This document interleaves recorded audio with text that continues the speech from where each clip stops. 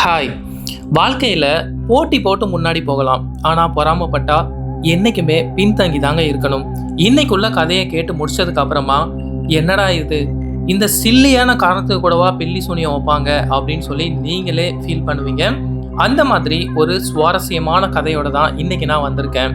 உங்களோட வாழ்க்கையிலையும் இந்த மாதிரி அமானுஷ்யமான சம்பவங்கள் நடந்திருந்துச்சு, அது நம்மளுடைய சேனலில் இப்படி வீடியோவாக வெளிவரணும் அப்படின்னு சொல்லி நீங்கள் ஆசைப்பட்டீங்க அப்படின்னா கீழே தெரியிற இந்த வாட்ஸ்அப் நம்பர் இல்லை இந்த சோசியல் மீடியா பிளாட்ஃபார்ம் எது வழியாகவும் நீங்கள் வாய்ஸ் நோட்டாக சென்ட் பண்ணுங்கள்.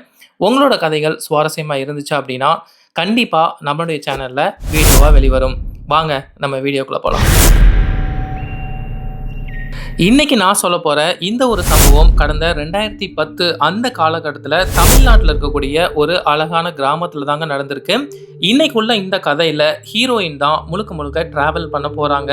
ஹீரோயினுடைய ஃபேமிலி பற்றி சொல்லணும் அப்படின்னா அப்பா, அம்மா, ஹீரோயின், அதுக்கப்புறமா ஒரு குட்டி தம்பி, இந்த 4 பேரும் அந்த கிராமத்தில் சந்தோஷமாக வாழ்ந்துட்டு இருக்காங்க. ஹீரோயின் பற்றி சொல்லணும் அப்படின்னா படிப்புலேயும் சரி விளையாட்டுலேயும் சரி படு சுட்டி குறும்புத்தனம், அந்த ஊரில் இருக்கிற எல்லாத்துக்குமே நம்ம ஹீரோயினை ரொம்ப பிடிக்குங்க. அந்த அளவுக்கு பயங்கரமாக சேட்டையும் பண்ணுவாங்க, நிறைய நல்ல விஷயங்களும் பண்ணுவாங்க. ஹீரோயின் படிப்பு படிப்பு படிப்பு படிப்பு முடிஞ்சு அந்த வீக் டேஸில் லீவ் வரும் இல்லையா, அந்த லீவு நாட்களில் இவங்க வீட்டுக்கு பின்னாடி ஒரு பெரிய கிரவுண்ட் இருக்குது. அந்த கிரவுண்டில் அந்த ஊரில் இருக்கக்கூடிய நண்பர்களோட சேர்ந்து விளையாடுவாங்க. அந்த கிரவுண்டோடைய ஒரு சைடாக அந்த ஊரில் இருக்கக்கூடிய மக்கள் தங்களுடைய வீட்டுகளில் தேவையில்லாத பொருட்கள்லாம் இருக்கும் இல்லையா, அதெல்லாம் அந்த இடத்துல தான் கொண்டு போய் போடுவாங்க. அந்த தேவையில்லாத பொருட்களில் ஒரு சிலவற்றை எடுத்து தான் நம்ம ஹீரோயின் அவங்களுடைய நண்பர்கள் எல்லாம் விளையாடுவாங்க. இது வாடிக்கையாக போயிட்டுருக்கு. அப்படி ஒரு நாள் விளையாடணும் அப்படின்னு சொல்லிட்டு ஹீரோயின் அந்த தேவையில்லாத பொருட்களில் போய் தேடிட்டு இருக்கும்போது சில பானைகளை பார்க்குறாங்க. அதில் ஒரு சில பானைகள் ஓப்பனில் இருக்குது, ஒரு சில பானைகள் ஏதோ ஒரு துணியை வச்சு கட்டி வச்சுருக்கிறாங்க. அந்த பானையை எடுத்து விளையாடலாம் அப்படின்னு சொல்லி அந்த பானையை எடுக்கிறதுக்காக போகிறாங்க. பக்கத்தில் இருந்த ஒரு பையன் அந்த பானையை தொடாத, அந்த பானையை வச்சு நம்ம விளையாட தேவையில்லை, அது ஏதோ செய்வன பானை மாதிரி இருக்குது, அதை எடுத்து நம்ம விளையாண்டோம் அப்படின்னா நமக்கு பேர் பிடிச்சிரும் அப்படிங்கிற மாதிரி சொல்கிறான், பதட்டமாக சொல்கிறான். இதை கேட்ட உடனே ஹீரோயின் பயங்கரமாக சிரிச்சிடுறாங்க. நீ எந்த காலத்துலலாம் இருக்கிற, இந்த காலத்தில் பேய் பிசாசுன்னு சொல்லிட்டு நான் அந்த பானையை வச்சு தான் விளையாட போகிறேன், உனக்கு பயமாக இருந்துச்சு அப்படின்னா நீ வீட்டுக்கு போ அப்படின்னு சொல்லிட்டு தைரியமாக அந்த பானைகளை எடுத்து விளையாடவும் ஆரம்பிக்கிறாங்க. நாள் முழுக்க விளையாண்டுட்டு ஈவினிங் டைமில் அந்த பானை எல்லாத்தையும் தூக்கி போட்டுட்டு அப்படியே வீட்டுக்கு நடந்து வந்துட்டு இருக்காங்க. நடந்து வந்துட்டு இருந்த நம்ம ஹீரோயினுக்கு ஒரு சில உணர்வுகள் ஏற்படுது. யாரோ இவங்களை ஃபாலோ பண்ணுற மாதிரி. பின்னாடி திருப்பி பார்க்குறாங்க, யாருமே இல்லை. இருந்தாலும் நம்ம ஹீரோயினுக்கு லைட்டாக ஒரு பயமும் ஏற்படுது. இல்லை அந்த பையன் சொன்னதுனால நம்ம அதையே திங்க் பண்ணிகிட்டு இருக்கோம், அதனால தான் இப்படி ஏற்படுது, பேயாவது பிசாசாவது அப்படின்னு சொல்லி கேஷுவலாக அதை விட்டுடுறாங்க. கிட்டத்தட்ட ஒரு 3 நாட்களுக்கு இதே மாதிரி உணர்வுகளோடு தான் ஹீரோயின் ட்ராவல் பண்ணுறாங்க. ஒரு 4 நாட்கள் கழித்து ஹீரோயின் அவங்களுடைய ரூமில் உட்காந்து படிச்சுட்டு இருக்கிறாங்க. அந்த டைமில் அங்கே அப்பா அம்மா ஒரு முக்கியமான வேலையாக நான் வெளில போயிட்டு வரோமா, நீ படிச்சுட்டே இரு, எங்கேயும் விளையாடலாம் போகாத, உனக்கு பிடிச்சதெல்லாம் நான் வாங்கிட்டு வரேன் அப்படின்னு சொல்லிட்டு அப்பா அம்மா கிளம்பிடுறாங்க. அப்பா அம்மா கிளம்புனதுக்கு அப்புறமா ஹீரோயின் ரூமில் உட்காந்து படிச்சுட்டு இருக்கிறாங்க.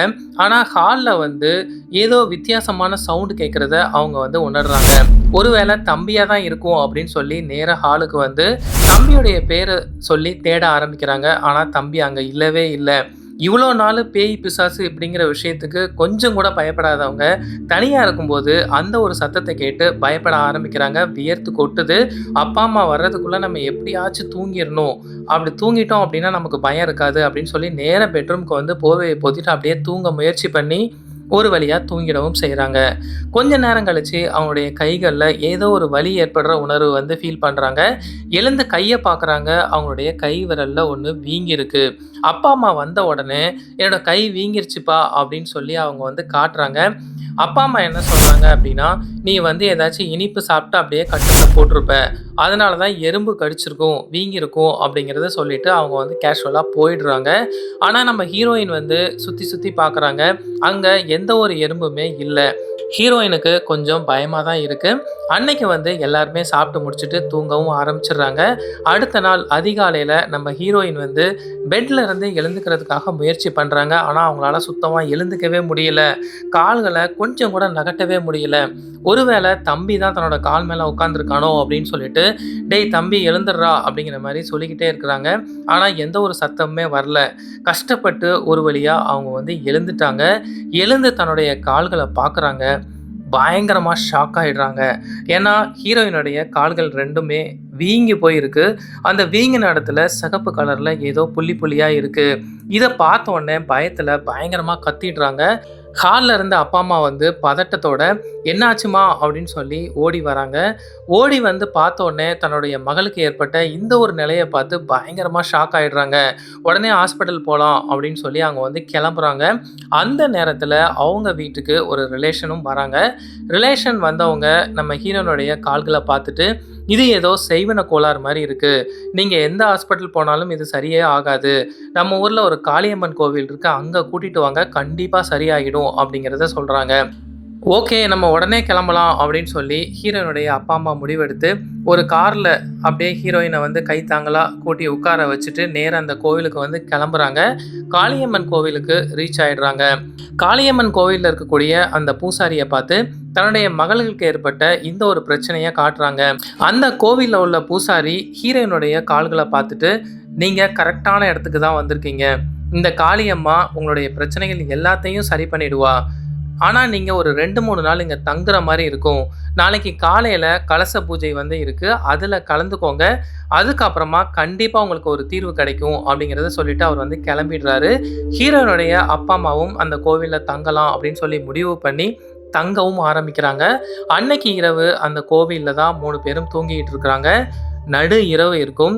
திடீர்னு நல்ல கொலுசு சத்தம் கேட்டு ஹீரோனுடைய அம்மா வந்து கண் முழிச்சு பார்க்குறாங்க. அவங்க கண்ணு முழிக்கிற அந்த ஒரு செகண்ட் யாரோ ஒருத்தங்க அவங்களுடைய கண்கள மூடிட்டு, "இந்த விஷயத்தெல்லாம் நீ பார்க்கக்கூடாது. கண்ண மூடி தூங்கு" அப்படின்னு ஒரு கம்பீரமான ஒரு குரல் வந்து கேட்குது. கொஞ்ச நேரத்துல யாரோ வேப்பிலைய வச்சு மந்திரிக்கிற மாரி ஒரு சத்தத்தையும் ஹீரோனுடைய அம்மா வந்து உணர்றாங்க.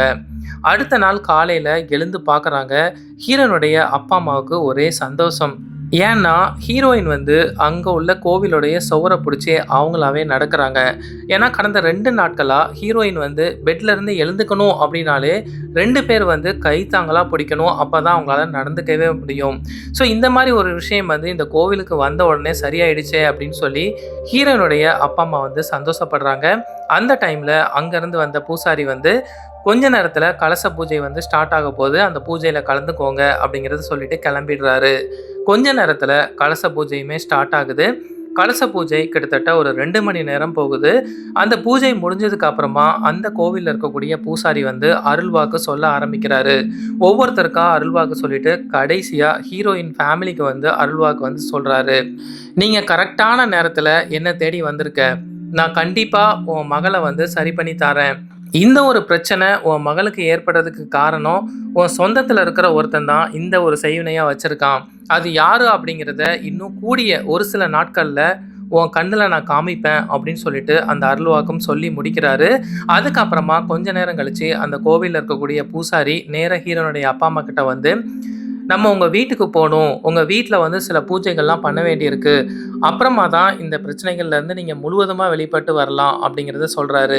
ஹீரோயினுடைய அப்பாவும் ஓகே அப்படின்னு சொல்லிட்டு அந்த பூசாரிய வீட்டுக்கு கூட்டிட்டும் போறாங்க. வீட்ல போயிட்டு சுத்தி பார்க்குறாரு அந்த பூசாரி. வீடு முழுக்க சுத்தி பார்த்துட்டு, கடைசியா அந்த வீட்டுக்குள்ள உட்காந்து ஒரு சில பூஜைகள்லாம் பண்றாரு. பூஜைகள் பண்ணி முடிச்சதுக்கு அப்புறமா வீட்டோட வெளிப்பக்கத்துல 4 மூலை இருக்கு இல்லையா? அந்த 4 மூலையிலயும் ஒரு எலுமிச்சம்பழத்த புதைக்கணும் அப்படின்னு சொல்லிட்டு, அவர் வந்து குழி தோண்டி புதைச்சுக்கிட்டு இருக்கிறாரு. அந்த டைம்ல பக்கத்துல இருக்கக்கூடிய, அதாவது நம்ம ஹீரோயினுக்கு ஒரு பெரியப்பா, அப்புறம் ஒரு சித்தப்பா இருக்கிறாங்க. ஸோ அதுல சித்தப்பா அப்படிங்கிறவரு, "நீங்க என்ன பண்றீங்க? கண்ட கண்ட ஆளெல்லாம் கூப்பிட்டு வந்து செய்வன பண்ணிட்டு இருக்கீங்க. நீங்க பாட்டு பண்ணிட்டு போயிடுவீங்க. அதுக்கப்புறம் அனுபவிக்கிறது யாரு?" அப்படின்னு சொல்லி கோவமா கத்துறாரு. அந்த விஷயத்த அந்த இடத்துல நடக்கவே கூடாது அப்படிங்கிற மாரி அந்த பூசாரியையுமே அசிங்க அசிங்கமா பேச ஆரம்பிக்கிறாரு. ஆனா பூசாரி வந்து கொஞ்சம் கூட கோவப்படல. "நீ வந்து என்ன திட்டல. என் வழியா இந்த வீட்டுக்கு வந்த காளியம்மன திட்டிட்டு இருக்கிற. கூடிய சீக்கிரத்தில் நீ அனுபவிப்ப அப்படின்னு சொல்லிட்டு அவர் வந்து தன்னோட வேலையை வந்து பார்த்துக்கிட்டு தான் இருக்கிறாரு. கொஞ்ச நேரம் கழிச்சு தன்னோட ஹீரோயினுடைய அப்பா அம்மா கிட்ட நீங்கள் எதுவும் பேசாதீங்க, வாங்க கோவிலுக்கு போகலாம் அப்படின்னு சொல்லி நேராக கோவிலுக்கும் வந்துடுறாங்க. இன்னைக்கு ஒரு நாள் மட்டும் நீங்கள் இங்கே தங்குங்க, அதுக்கப்புறமா நீங்கள் வீட்டுக்கு போயிடலாம் அப்படிங்கிறத சொல்கிறாங்க. அதுக்கப்புறமா ஒரு 2-3 நாட்களில் ஹீரோயின் வந்து பழைய நிலைக்கு வர ஆரம்பிக்கிறாங்க. கொஞ்சம் கொஞ்சமாக அந்த கால் வீக்கம்லாம் குறைய ஆரம்பிக்குது. ஒரு வாரத்தில் ஹீரோயின் வந்து பழைய மாதிரி அந்த கிராமத்து தெருக்கள்ல துள்ளி குதிச்சு ஓட ஆரம்பிக்கிறாங்க. சரியும் ஆயிடுதுங்க. 1 மாதம் கழிச்சு ஹீரோயினுடைய சித்தப்பா இருக்காங்க இல்லையா, அவங்களுக்கு வந்து ஒரு மகள் வந்து இருக்காங்க. அவங்க வந்து ரொம்ப சீரியஸ் ஆயிடுது, உடம்பு சரியில்லாம ஆயிடுது. ஹாஸ்பிட்டல்ல போயிட்டு நெறைய ட்ரீட்மெண்ட்லாம் பார்த்துருக்காங்க. ஆனா சரியே ஆகல.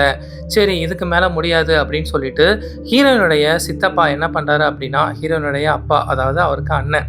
அவர்கிட்ட வந்து, "நீ வந்து அந்த கோவிலுக்கு போனியேடா, என்ன வந்து கூட்டிட்டு போ. என் மகளுக்கு வந்து உடம்பு சரியில்ல. நானும் எவ்வளவோ ட்ரீட்மெண்ட் வந்து பார்த்துட்டேன். ஆனா சரியான பாடில்ல" அப்படின்னு சொல்லி கதறி அழுவுறாரு. நம்ம ஹீரோயினுடைய அப்பாவும், "ஓகேவா நாளைக்கே போலாம்" அப்படின்னு சொல்லி அந்த கோவிலுக்கும் கூட்டிட்டு வராரு. கோவிலுக்கு வந்த ஹீரோனுடைய சித்தப்பா வந்து அங்க இருக்கிற பூசாரியுடைய கால்கள்ல விழுந்து மன்னிப்பு கேட்கிறாரு. "நான் தான் இந்த பெரிய தப்ப வந்து பண்ணிட்டேன்" அப்படின்னு சொல்லி விஷயத்த வந்து சொல்ல ஆரம்பிக்கிறாரு. என்ன நடந்துச்சு அப்படின்னா, ஹீரோயினுடைய சித்தப்பா இருக்காங்க இல்லையா, அவங்களுடைய மகள் வந்து ஊனமுற்றவங்க. தன்னுடைய மகள் வந்து ஊனமுற்றவளா இருக்கிறாளே அப்படின்னு சொல்லிட்டு அவர் வந்து தன்னுடைய அண்ணன் மகள் மீது ஒரு பொறாமை குணத்தால தான் இந்த ஒரு செய்வினையே பண்ணியிருக்காரு. அதாவது தன்னுடைய மகள வந்து யாருமே பார்க்க வரமாட்றாங்க. ஆனா, அண்ணன் மகள வந்து எல்லாருமே கொஞ்சுறாங்க. கிராமத்துல ஃப்ரெண்ட்ஸா இருக்கட்டும், எல்லாருமே அவ கூட தான் சேர்றாங்க. தான் மகளுக்கு ஒரு ஃப்ரெண்ட்ஸுமே கிடையாதே அப்படின்னு சொல்லி, பொறாம குணத்தால அண்ணன் மகள் அப்படின்னு சொல்லி கூட பார்க்காம, செய்வன வச்சு முதல்ல கால் வீங்கணும். ஸோ நடக்க முடியாம ஆகணும். அதுக்கப்புறம் இந்த உலகத்த விட்டே போணும் அப்படிங்கிற அளவுக்கு தான் செய்வனையே வச்சிருக்காரு. இந்த கதைய எல்லாத்தையுமே அந்த கோவில்ல இருக்கக்கூடிய பூசாரி கால்ல விழுந்து கதறி அழுது வந்து சொல்றாரு. உடனே அந்த பூசாரி என்ன சொல்றாரு அப்படின்னா, "நீ வந்து உன்னோட தப்ப உணர்ந்து காளியம்மன் கிட்ட மன்னிப்பு கேட்டுட்ட. கண்டிப்பா காளியம்மா எல்லாத்தையும் சரி பண்ணி தந்துருவா" அப்படின்னு சொல்லிட்டு அவர் வந்து சில எலுமிச்சம்பழங்கள வந்து குடுக்குறாரு. அதுக்கப்புறமா கிட்டத்தட்ட ஒரு 1 வாரத்துல ஹீரோயினுடைய சித்தப்பா மகள் அவங்களுக்கும் உடல் பிரச்சனை எல்லாமே சரியாயிடுது. இவங்க 2 பேருடைய ஃபேமிலி வந்து சந்தோஷமா வாழ ஆரம்பிக்கிறாங்க. ஹீரோயினுடைய சித்தப்பாவுக்கு பொறாமை குணம் அப்படிங்கிறது முற்றிலுமா இல்லாம போயிடுது. ஸோ சந்தோஷமா அவங்களுடைய ஃபேமிலி வந்து வாழ்க்கைய ரன் பண்ணிட்டு இருக்காங்க. இதுதாங்க இன்னைக்குள்ள கதை. இன்னைக்குள்ள கதை எப்படி இருந்துச்சு அப்படிங்கிறத மறக்காம சொல்லுங்க.